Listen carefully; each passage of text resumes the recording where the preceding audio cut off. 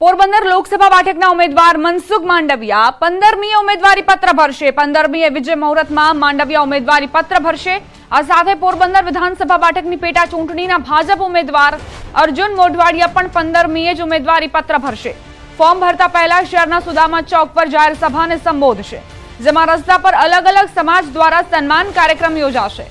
Form ભરવા સમયે કેન્દ્રીય મંત્રી હરદીપસિંહ પુરી સહિતના મહાનુભાવો હાજર રહી શકે છે।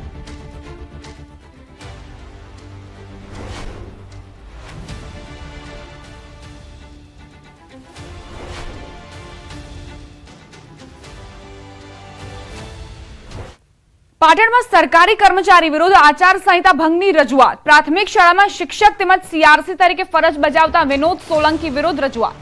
વિનોદ સોલંકીએ પોતાના નિવાસસ્થાને પાટણ ભાજપ ઉમેદવાર ભરતસિંહ ડાભીનું સન્માન કરતા વિવાદ સર્જાયો।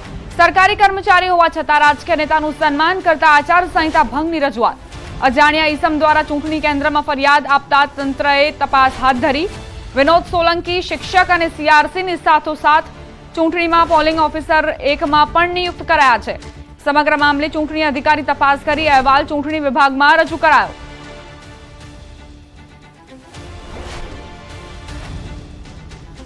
સંવાદદાતા અશરફ જોડાઈ ગયા છે વધુ જાણકારી સાથે। અશરફ, એક સરકારી કર્મચારી પર આરોપ મૂકવામાં આવ્યો છે કે તેઓએ ભાગ લીધો, પ્રચારમાં અને ખેસ પણ પહેરાવ્યો, શું જાણકારી? બિલકુલ દીપા, સરસ્વતી તાલુકામાં પ્રાથમિક શિક્ષક તેમજ સીઆરસી તરીકે ફરજ બજાવતા વિનોદ સોલંકી નામના સરકારી કર્મચારી ઉપર આચારસંહિતા ભંગની રજૂઆત એક કિસમ દ્વારા કરવા છે। મહત્વનું છે કે વિનોદ સોલંકીના ઘરે જ્યારે ભાજપ ઉમેદવાર ભરતસિંહ સોલંકી જ્યારે પ્રચાર અર્થે નીકળ્યા હતા તે સમયે તેમના ઘરે ક્યાંક શુભેચ્છા મુલાકાત લીધી હતી। આ દરમિયાન તેમણે જે ફોટો સેશન કર્યો હતો તે ફોટો વાયરલ થતા આ વિવાદ સર્જાયો છે। મહત્વનું છે કે જે સરકારી કર્મચારી જે શિક્ષક તરીકે ફરજ બજાવે છે તેને ચૂંટણીમાં પણ એક અધિકારી તરીકે તેમની પણ નિમણૂક કરી છે। એટલે કે સરકારી કર્મચારી અને ચૂંટણીમાં ફરજમાં નિમણૂક કરેલ જે રીતે આ સરકારી કર્મચારીનો ફોટો વાયરલ થતા આચારસંહિતા ભંગનો વિવાદ સર્જાયો છે। સમગ્ર ઘટના જ્યારે એક ઈસમે દ્વારા જે ચૂંટણી હેલ્પલાઇન નંબર જાહેર કરશે ત્યાં ફરિયાદ નોંધાતા સમગ્ર હકીકત બહાર આવે છે। હાલ તો જે ચૂંટણી વિભાગ દ્વારા સમગ્ર મામલે ઝીણવટભરી તપાસ કરવામાં આવી રહી છે અને જો આ બાબતે શિક્ષક કસૂરવાર ધરાશે તો આગળ જે કાયદાકીય કાર્યવાહી છે તે કરવામાં આવશે। દીપા, આભાર અશરફ જાણકારી આપવા માટે।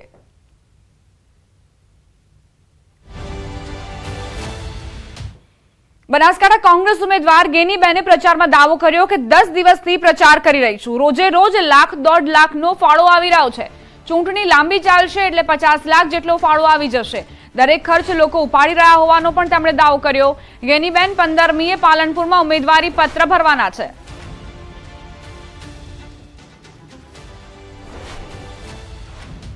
આપણે તો કાંકરા પાળ બધાને ટેપે સરોવર ભરાય, પણ મારે અભિનંદન આપવા છે સમગ્ર બનાસકાંઠાની 18 આલમ છતી છે ફોર્મને કે 1 મહિનો ને 10 દાડા થયા। તમામ મંડપ બાંધવાના હોય, માઇકની વ્યવસ્થા કરવાની હોય, મીટિંગની વ્યવસ્થા કરવાની હોય, ચા પાણીની વ્યવસ્થા કરવાની હોય, એ તમામ સમાજે છે કે નડાબેરથી કરીને અંબાજી 14 તાલુકામાં તમામ લોકોએ કરી છે।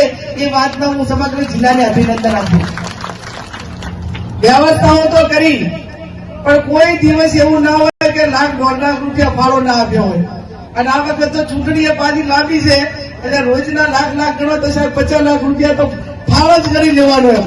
એટલે ચાક નાના મોટી વ્યવસ્થાઓ કરવાની થાય, કારણ કે ફોર્મ ભરવા જવાનું તે તારે ખર્ચો થાય, જમવાની વ્યવસ્થા કરવી પડે, મંડપની કરવી પડે, તો પણ બધા લોકોએ એડવાન્સ એ પછી 40 લાખ રૂપિયાનો ખર્ચો થાય ને પાલનપુરનો, એ મંડપનો જમવાનો એ પણ સમગ્ર જિલ્લે ઉપાડી લીધો છે।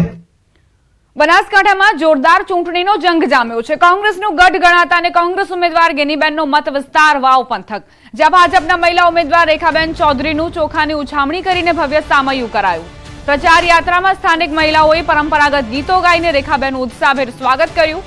રેખાબેને જિલ્લાનો વિકાસ કરવાની નેમ વ્યક્ત કરી હતી અને ચૂંટણીમાં ભાજપનો દરેક કાર્યકર બનાસકાંઠા બેઠકનો ઉમેદવાર હોવાનું જણાવ્યું હતું।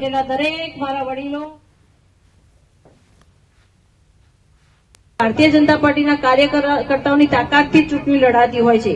કોઈ એક રેખાબેનની તાકાત નથી કે આટલી મોટી લોકસભાની ચૂંટણી લડવી, પણ અહીંયા બેઠેલા દરેક મારા વડીલો તમે પોતે જ ઉમેદવાર છો એમ સમજી અને જવાબદારી ઉપાડી લેજો અને તમારે જ ચૂંટણી લડવાની છે, તમારે જ જીતાડવાની છે, તમારે બધાએ કમળ બની અને કમળ ખીલાડવાનું છે। જેતપુરમાં ચેટીચાંદના પર્વે ધારાસભ્ય જયેશ રાદડિયા ડીજેના તાલે ઝૂમતા હોય તેવો વિડીયો વાયરલ। ચેટીચંદના પર્વ પર જેતપુરમાં નીકળેલ શોભાયાત્રામાં ધારાસભ્ય જયેશ રાદડિયા તેમજ સિંધી સમાજના નવયુવાનો સાથે ડીજેના તાલે ઝૂમી ઉઠ્યા।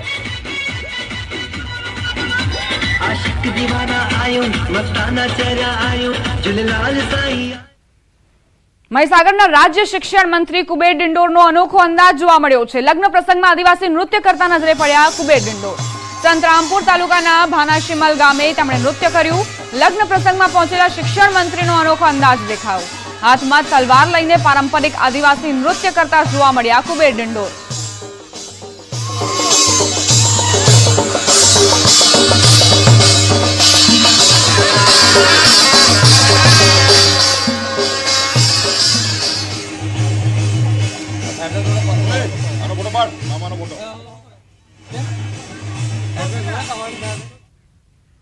સુરતની વીએનએસજીયુ સંલગ્ન કોલેજમાં વિદ્યાર્થીનીની ટી-શર્ટ ઊંચી કરી તપાસવાના મામલે કુલપતિનું નિવેદન સામે આવ્યું।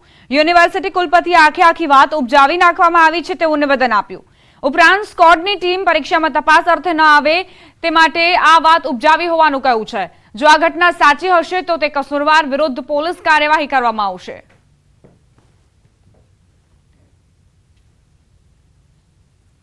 દક્ષિણ ગુજરાતની સૌથી મોટી વીર નર્મદ યુનિવર્સિટી વિવાદમાં ઘેરાઈ હતી। કારણ હતી વિદ્યાર્થીઓને સ્કોર દ્વારા જે પ્રકારે ચેકિંગ કરવામાં આવ્યું હતું જેને લઈને વિવાદ ઉભો થયો હતો। જોકે આ સમગ્ર વિવાદમાં તપાસ કરતા જે ઘટસ્ફોટ થયો છે તે સાંભળીને અધિકારીઓ લઈને કુલપતિ ચોંકી ઉઠ્યા હતા। આપણી સાથે કુલપતિ કિશોરસિંહ ચાવડા છે, આપણે સીધા વાત કરીએ। સાહેબ, મહિલા જે વિદ્યાર્થીનીઓ હતી તેની ઉત્તરવહી પાસે જઈને તેમના જે ગજવાઓ જે છે તેમને ચેક કરવાનું કીધું હતું કે જેથી એમાં કોઈ માહિતી હોય।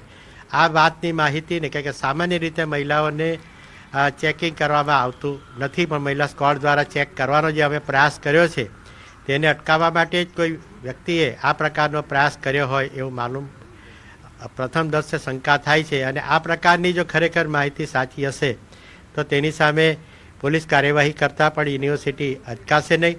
સામાન્ય રીતે મહિલા વિદ્યાર્થીનીઓને એને ચેક કરવાનું કહેવામાં આવતું હોતું નથી, પણ આ અમારો વિનમ્ર પ્રયાસ હતો કે મહિલા વિદ્યાર્થીનીઓને પણ તેમના ગજવામાં રહેલી જો કોઈ સાહિત્ય હોય તો એમને દૂર કહેવાનું જે કહેવામાં આવ્યું હતું એમાંથી આ વાતને આખી જુદી દિશામાં લઈ જવાનો પ્રયત્ન થયો હોય એવું પ્રથમદર્શી કહી શકાય। બિલકુલ આ હતા કુલપતિ કિશોરસિંહ ચાવડા। સીધું કહેવા તેમનું કહેવું છે કે વિદ્યાર્થીઓને ચેક કરવાને લઈને આ વિવાદ ઊભો થયો હતો। જોકે સીસીટીવી ચેક કર્યા બાદ આ પ્રકારે કોઈ પણ વિદ્યાર્થીનીને ચેક કરવામાં નથી આવ્યું, પણ જો આ પ્રકારની ઘટના છે તેને લઈને આગામી દિવસમાં પોલીસ કેસ સાથે પરીક્ષા ચાલી રહી છે અને આવી કોઈ ઘટના ના બને તે માટે ખાસ મહિલાઓનું સ્કોર વધારવાની વાત પણ કરી છે। કેમેરામેન ભરત બ્રહ્મભટ્ટ સાથે કીર્તેશ પટેલ, ન્યૂઝ 18 ગુજરાતી, સુરત।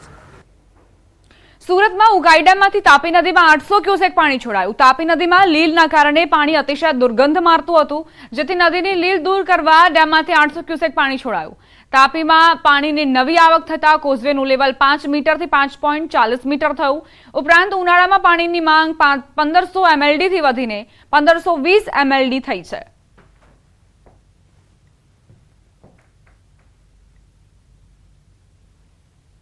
સુરતને પીવાલાયક પાણી પૂરું પાડતું સુરતનું વિયરકમ કોઝવે છેલ્લા લાંબા સમયથી જળકુંભી અને લીલને લઈને પાણી દુર્ગંધ મારતું હતું। બીજી બાજુ ઉનાળો આવતાની સાથે જ પાણીની માંગ વધી હતી, જેને લઈને વિયરકમ કોઝવેનું લેવલ ઘટવા માંડ્યું હતું, જેને લઈને 29 માર્ચથી કહી શકાય કે ઉકાઈ ડેમમાંથી સતત 800 ક્યુસેક પાણી વિયરકમ કોઝવેમાં છોડવામાં આવી રહ્યું છે, જેને લઈને વિયરકમ કોઝવેમાં દુર્ગંધ મળતું પાણીની સમસ્યા દૂર થઈ છે। સાથે સાથે લીલ અને જળકુંભીની સમસ્યા દૂર થઈ છે।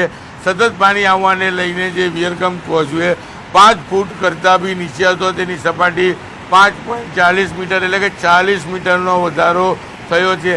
સતત પાણીની આવકની જે રીતે સુરત સિટીમાં માંગ છે તે પહોંચી વળવા માટે ઉકાઈ ડેમમાંથી પાણી છોડવામાં આવ્યું છે, જેને લઈને કહી શકાય કે તાપી નદીમાં અને ખાસ કરીને વિયરકમ કોઝવેમાં જે પાણી દુર્ગંધ મારતું હતું અને લીલ અને જળકુંભીની સમસ્યા હતી તે મોટા પ્રમાણમાં